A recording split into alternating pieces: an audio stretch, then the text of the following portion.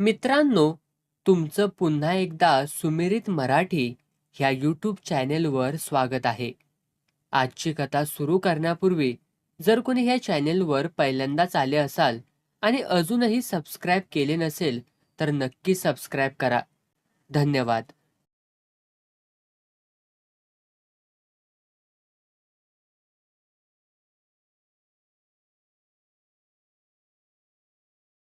शकूताईचं ते पत्र वाचलं. अचानकपणे डोळ्यात कचरा जावा आणि जी अवस्था व्हावी तसं मला होऊ लागलं. अगदी तिच्या पहिल्या भेटीपासूनचा सगळा इतिहास डोळ्यासमोर उभा राहिला.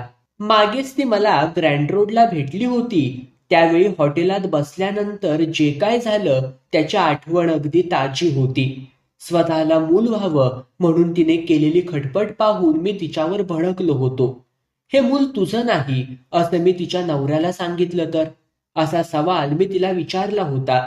यावर तू जर असं केलंस तर मी त्यांना ओरडून सांगेन की हे मूल मला तुझ्यापासून झालंय, असं उत्तर देऊन तिने माझं शस्त्र माझ्यावरच उलटवलं होतं. अरे बाप रे, किती भयानक योगायोग. तिने पत्रात लिहिलं होतं, मूल अगदी तुझ्यासारखंच आहे, तुझी बालपणातली आवृत्ती. मी केवढ्याने तरी अंग काढलं. जे टाळता येणं शक्य नाही ते टाळण्याचा निष्फळ प्रयत्न करत राहणं म्हणजे एक मूर्खपणाच असतो. हे आतापर्यंतच्या अनुभवावरून माझ्या चांगलंच लक्षात आलं होतं. मी उठलो आणि तडक शकूताईच्या माहेरी आलो. घरात पाऊल टाकलं. एकवार सगळीकडे नजर टाकली.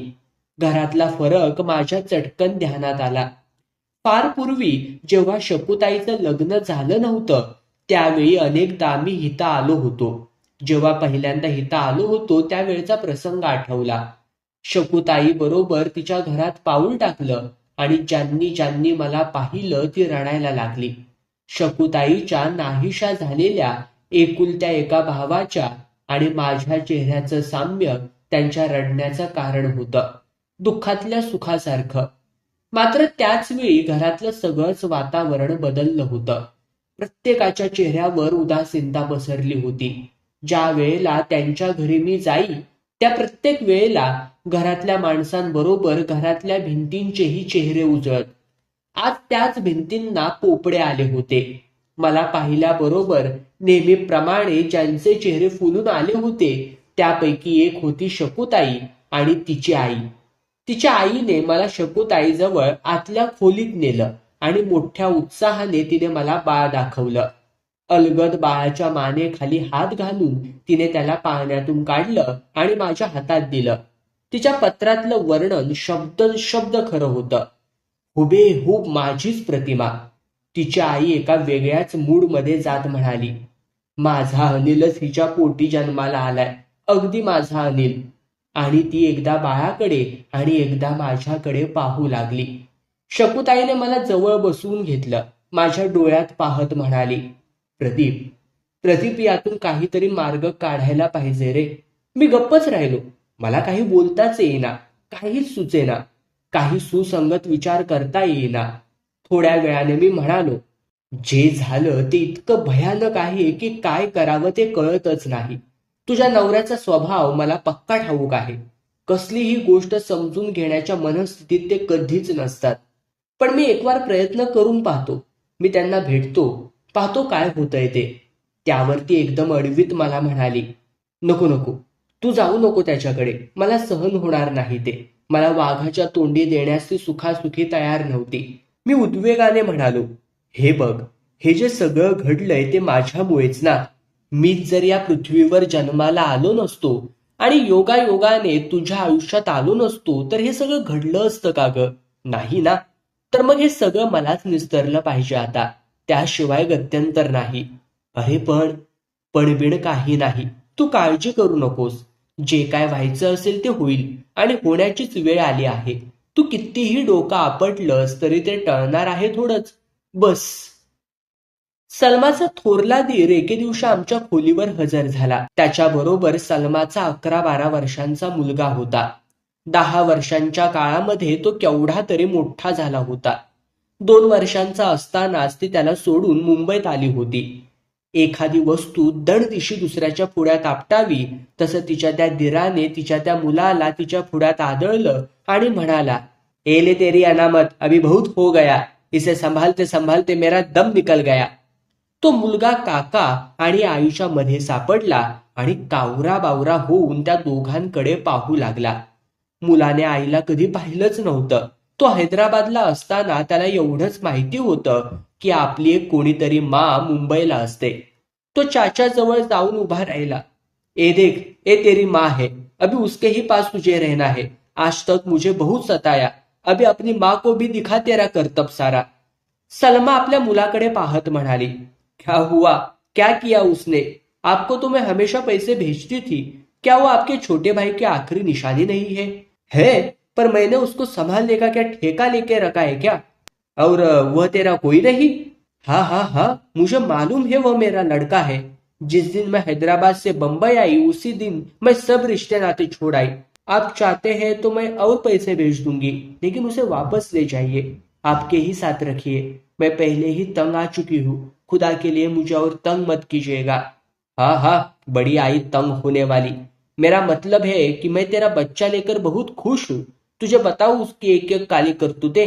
तू तंग होना पसंद नहीं करती और मैं इसके लिए शर्मिंदा हो जाऊं? सलमाच्या दिराला खूप गुस्सा आला. अच्छा, ऐसा क्या किया इसने? क्या किया? ये पूछ क्या नहीं किया. किसी का मानता नहीं. चोरी करना तो इसका बाएं हाथ का मैल है और क्या क्या शिकायतें लाता है उसको ही पूछ. पोरगा केविलवाणा सलमाकडे पाहत होता. एक अगदी अनोळखी स्त्री आपली माँ आहे हे त्याला कसंच वाटत होतं. सलमा विचारात पडली. तिच्या लक्षात आलं की दीर काही आपलं ऐकणार नाही. तो हैदराबादहून इतक्या तावातावाने मुंबईला आला तो काय मुलाला परत घेऊन जाण्यासाठी? इच्छा नसताना हे गाडं आपल्याला सांभाळावं लागणार याची तिला जाणीव झाली.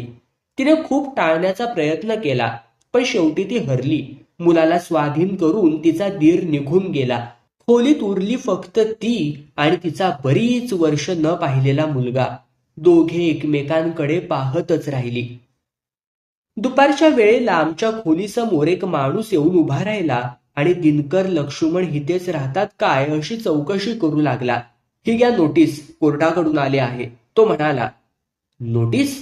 आता दिनकरची झोपच उडाली होती. तो आश्चर्याने पुढे म्हणाला, कसली नोटीस?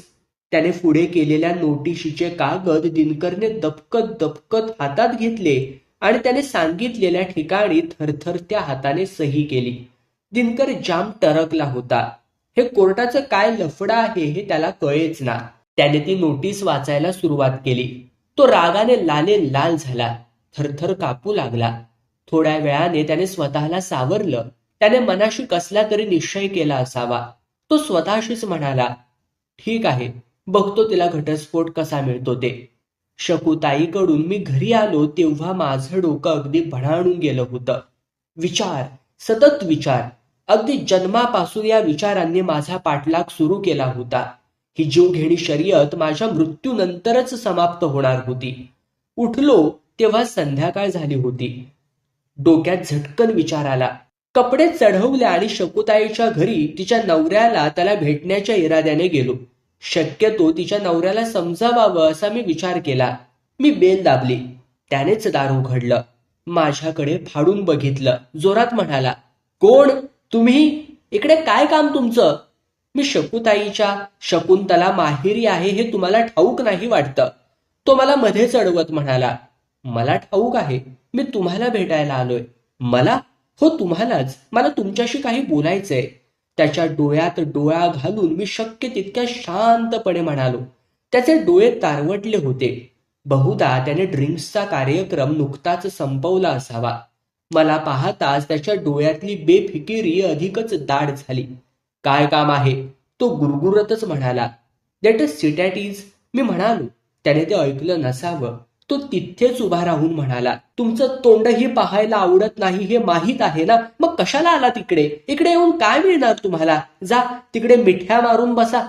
यावर खरं तर मी खवळायला हवं होतं, पण मी शांतपणे म्हणालो, प्लीज माझं ऐकून तर घ्या. तुमचा जास्त वेळ घेत नाही. प्लीज प्लीज काय? हे? त्याच्या प्रत्येक शब्दावर जोर होता. आणि शब्दात कुत्सितपणा दडला होता. पण नंतर त्याचा मूड जरा बदलला, एकदम रंगात आला आणि शहाण्यासारखं म्हणाला, बघूया तरी तुमची काय आर्ग्युमेंट आहे ती. असं म्हणून तो डुलत डुलत आत गेला. मी त्याच्या मागोमाग आत गेलो. सोफ्यावर सावकाशपणे बसलो. आजूबाजूला जरा पाहून घेतलं. तोही माझ्या समोर बसला. ह, झटपट बोला, काय बोलायचंय ते. मी एक आवंडा घेऊन जरासा पॉज घेतला आणि बोलायला सुरुवात केली. हे पहा, मी जे सांगतोय ते कृपा करून शांतपणे ऐकून घ्या. Don't waste my time. जल्दी जल्दी बोला. तो एकदम गुरमीत म्हणाला. अगदी फार पूर्वीपासून तुमचा काही गैरसमज झाला आहे. मला मान्य आहे की माझा आणि शकूताईचं रिलेशन अगदी आउट ऑफ द वे आहे.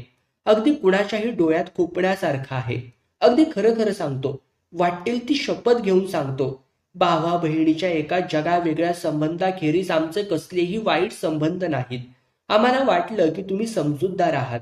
या जगावेगळ्या गोष्टीचं तुम्ही कौतुक कराल. पण तुम्ही गैरसमज करून घेतलात आणि या गैरसमजाने सगळी घाण करून टाकली बघा. तुम्ही म्हणाल, शकूताईच्या पोटी आलेलं मूल माझाच चेहरा मोहरा घेऊन कसं काय आलं? तुम्ही शांतपणे विचार केला असतात तर त्यालाही उत्तर मिळालं असतं. कदाचित तुम्हालाही सायकॉलॉजी माहीत असेल. तुम्ही एखाद्या डॉक्टरला कन्सल्ट करा.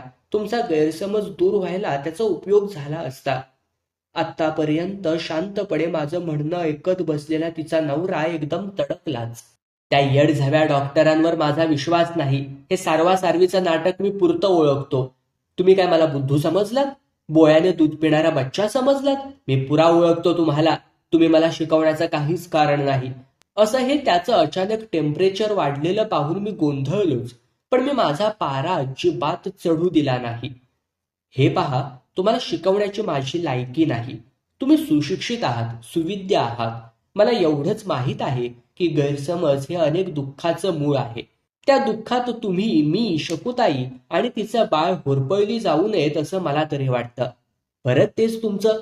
मला माहीत होतं की बहुधा हे त्याचं आणि माझं शेवटचं बोलणं ठरेल, म्हणून शक्यतो त्याच्या कलाने घ्यावं असं मी ठरवलं होतं.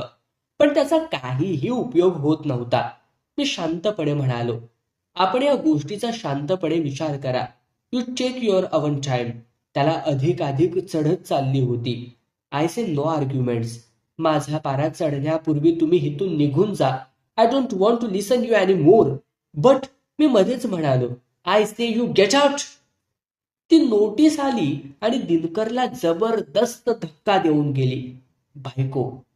बायको हा त्याचा वीक पॉइंट होता.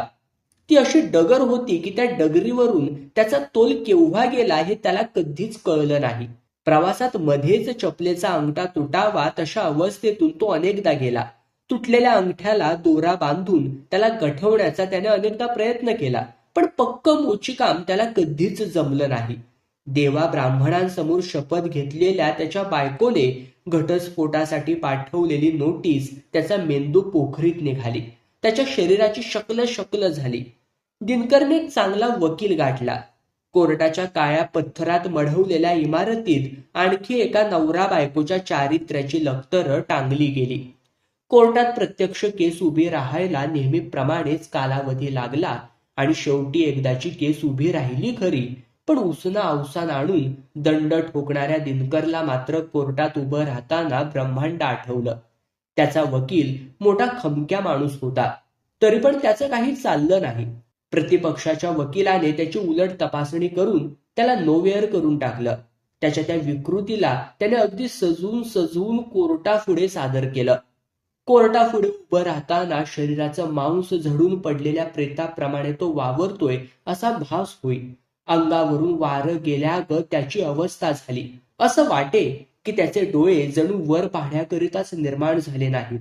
न्यायाधीश, वकील व अन्य मंडळी यांच्या डोळ्याला डोळा देण्याची त्याची हिंमतच उरली नाही. वकिलाने दगा देण्याऐवजी त्यानेच वकिलाला दगा दिला आणि वकिलाच्या काळ्या झग्याआड दडता त्याच्या अक्षरशः नाकी 9 आले. बुडणाऱ्याच्या नाकातोंडात पाणी शिरता अवघं जगच जलमय झालं. नुकताच कुठे पालवू लागलेला दिनकर त्या घटस्फोटाच्या तावडीत सापडला आणि खुरू लागला. नाना विचारांनी तो खंगू लागला. त्याचा मेंदू खुरपायला लागला. जेवण खाण्यावरचं त्याचं लक्ष उडालं. झोप गायब झाली. डोळ्यांनी लाल पावटे दाखवले. गालांवरती हाडाच्या कवट्या उगवल्या. मनगटावरली चामडी गुल झाली. पॅन्टीचा आणि कमरेचा असहकार झाला आणि हा हा म्हणता तो एखाद्या टीव्हीच्या रोग्यासारखा दिसायला लागला. लुकडा, पाप्याचं पितर. कुणी एक लाफा लगावला तर 10 कोलांट्या खाईल असा. त्याचं धंद्यावरचं लक्षच उडालं. दुकानावर बसून मला थोडी बहुत माहिती झाली होती. त्यामुळे मी त्याच्या दुकानात लक्ष घालत होतो. त्याच्या हाताखालची माणसं त्याने तरबेज केलीच होती. त्यामुळे विशेष अडत नव्हतं. त्याच्याकडे केव्हाही बघा तो खोयासा नजर येऊ लागला. दुकानावर येऊन बसे, पण त्याचं मुळीच लक्ष नसे. हे असे रोगड दिवस जात होते. त्यातल्या त्यात एक गोष्ट मला समाधानाची वाटत होती, ती ही की हळूहळू तो सलमाच्या मुलाशी मिसळायला लागला होता. सलमाचा मुलगा घरी मला आणि सलमाला तसा टरकूनच असायचा. त्यामुळे राहिला दिनकर.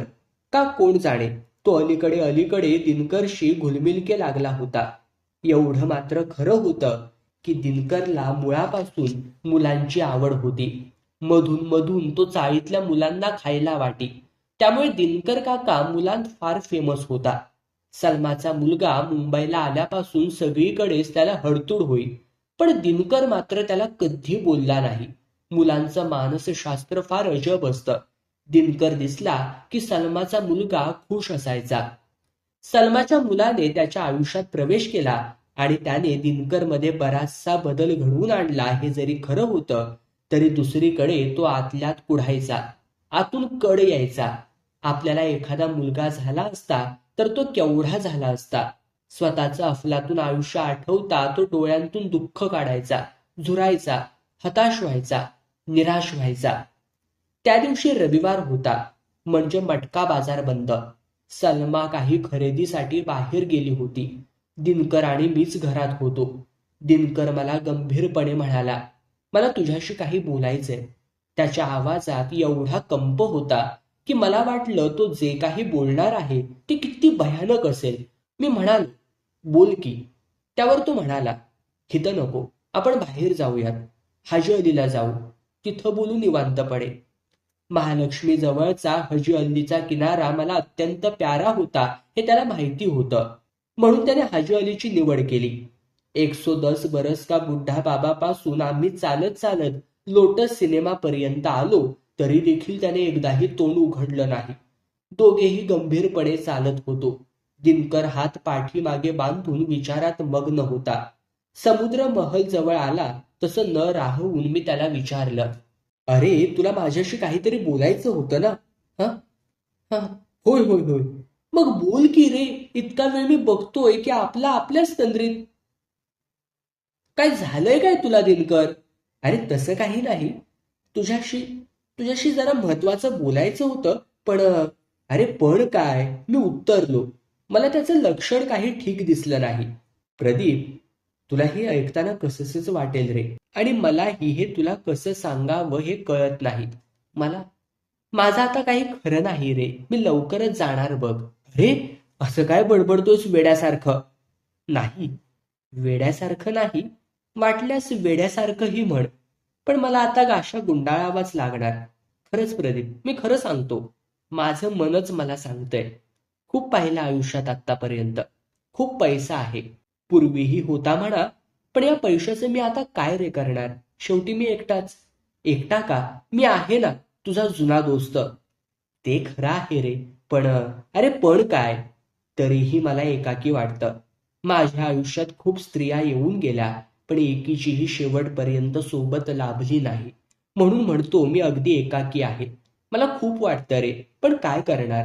माझी बायको असती तर माझ्या शेवटच्या आजारपणात तिने माझी सेवा केली असती रे. काय हवं नको ते बघितलं असतं, सवरलं असतं. मीही हक्काने तिच्याकडे मागितलं असतं आणि तिच्याकडे बघत सुखाने प्राण सोडला असता. अरे पण हे काय मूर्खासारखं काय बडबडतोयस? आणि तू आजारी पडणार हे तुला रे कोणी सांगितलं? नाही यार, तुला नाही कळायचं ते. अरे तुला मी सांगतो, मला पुढचं कसं स्वच्छ डोळ्यासमोर दिसतंय बघ, अगदी निर्मळ. या आजारपणात माझी काही धडगत नाही. प्रदीप, मला काहीच सुचत नाही रे. त्याचे डोळे पाणावले. तो गदगदला. त्याला खूप खूप काही बोलायचं होतं. हे मी ताडलं. त्यामुळे त्याला डिस्टर्ब करायचं नाही हे मी ठरवलं. म्हणूनच वाटतं रे कोणातरी स्त्रीला जवळ करावी. एवढी जायदाद आहे, तिच्या नावावर करून टाकावी. तिच्या सहवासात राहून शेवटचे क्षण मोजावेत. खरं सांगतो Pradeep, I need it badly. मीही गंभीर झालो. मला त्याचं पटू लागलं. मी क्षणभर त्याच्या अवस्थेत जाऊन आलो. काही क्षणांकरता मी दिनकरच बनलो. मी भानावर आलो. त्याचा हात धरीत मी म्हणालो, ते खरं आहे रे, पण अशी एखादी स्त्री. मला समजतं सारं. माझ्यापासून तिला काय मिळणार? पैसा. पण सगळ्यांनाच पैसा थोडा हवा असतो. असं म्हणून तो थांबला आणि जमिनीकडे बघत विचार करत राहिला. थोड्या वेळाने तो म्हणाला, माझ्या डोळ्यासमोर एक स्त्री आहे. कोण? मी उत्सुकतेने विचारलं. सलमा. आणि तो नाकाने हिसक्या देऊ लागला.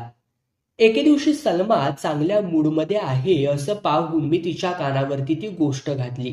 तिनं माझं म्हणणं शांतपणे ऐकून घेतलं.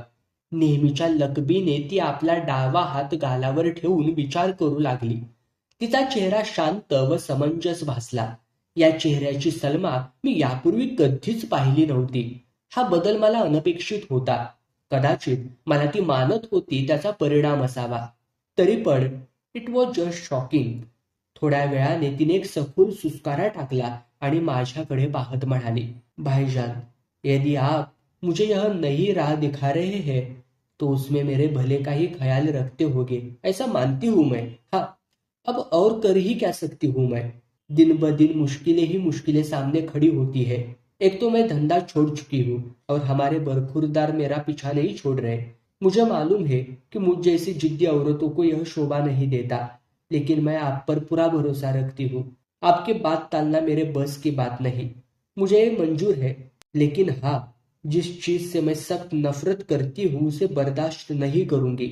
आप इसका मतलब तो अच्छी तरह समझ गए होंगे. तिचा मतलब माझ्या ध्यानात आला. मी तिला एवढंच म्हणालो, ओ दिनकर तो कभी का मर चुका है. एखादं जड ओझं स्टेशनवरून वाहून आणावं आणि घरात आल्यानंतर ते झडदिशी उतरून टाकल्यानंतर जे वाटतं अगदी तसंच मला वाटलं. दिनकरच्या चेहऱ्यावर एक वेगळीच तुकतुकी चढली. क्षयी माणूस खुराक चालू केल्यानंतर जसा भासतो अगदी तशीच. सलमा अधिकच गंभीर झाली. नव्या जबाबदारीची चिंता तिच्या चेहऱ्यावर दिसत होती. आतापर्यंत लालबागच्या चाळीतल्या त्या छोट्याशा खोलीत आम्ही 4 जण राहत होतो. मी, दिनकर, सलमा आणि तिचा मुलगा. एका नवीन जीवनाला सुरुवात करताना नव्या जागेत जावं असं मी त्या दोघांना सुचवलं. अर्थात त्यांनाही ते पटलं. पैशाचाही फारसा प्रश्न नव्हताच मुळी. वरळीच्या एका नव्या इमारतीत एक बऱ्यापैकी जागा मिळाली. मी एकटाच त्या खोलीत आराम खुर्चीत बसून आढ्याकडे पाहत बसलो. नाना आठवणींनी माझ्या देहाचं झाड चिवचिव करू लागलं. ताडदिशी मी उठलो. एकदम मला आठवण झाली. कपाटातून चंद्रकांत खोत यांचा मर्तिक हा कविता संग्रह काढला आणि झाड ही कविता पुन्हा पुन्हा वाचत बसलो.